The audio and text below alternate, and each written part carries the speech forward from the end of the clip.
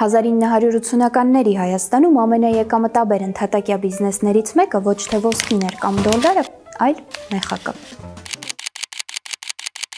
Խորհրդային Հայաստանում հարյուրավոր մարդիկ ծաղիկ էին աճացնում, հիմնականում մեխակ, բայց դրանց վաճառքը հաճախ վերածվում էր իրական ստվերային բիզնեսի։ Ընդհատակյա գործարարները հազարավոր մեխակներ էին լցնում ճամպրուկների մեջ, ինքնաթիռով տեղափոխում ԽՍՀՄ տարբեր քաղաքներ եւ վաճառում մի քանի անգամ ավելի թանկ գնով։ 1982 թվականին Հայաստանում «Իզվեստիա» թերթի թղթակից Սերգեյ Բաբլումյանը գրում էր, որ մեխակի պահանջարկն այնքան էր շատացել, որ Հայաստանում զանգվածաբար ջերմոցներ էին կառուցում։ Մեկ ջերմոցի արժեքը հասնում էր 10,000 ռուբլու, այն ժամանակների համար հսկայական գումար։ Հոդվածում նշվում էր, որ ջերմոցների կառուցման համար օգտագործվում էին դեֆիցիտային նյութեր։ Միայն 5 քրեական գործով բացահայտվել էր 130 տոննա մետաղի եւ 60,000 մետր խողովակի անհետացում։ Իսկ եկամուտն իսկապես տպավորիչ էր։ Գործարարներից մեկը Վիլնյուս էր տարել ավելի քան 25,000 մեխակ եւ ընդամենը մի քանի օրում վաստակել էր 34,300 ռուբլի։ Այս պատմությունը հիշեցնում է, որ սպեկուլյացիան հաճախ ծնվում էր հենց դեֆիցիտից։ Պաշտոնապես ԽՍՀՄ-ում շուկա չկար։